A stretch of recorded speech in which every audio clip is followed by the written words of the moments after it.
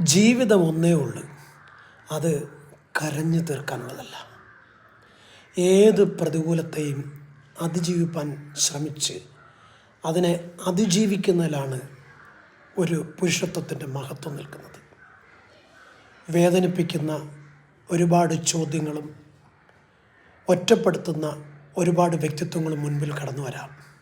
എന്നാൽ നഷ്ടങ്ങളെ നോക്കി വിലപിക്കാതെ ജീവിതത്തെ നോക്കി സന്തോഷിക്കാൻ കഴിയുമെങ്കിൽ ഈ ഒരായുസ് കൊണ്ട് ജീവിതത്തിൽ ഒരുപാട് നേട്ടങ്ങൾ കൈവരിക്കാം.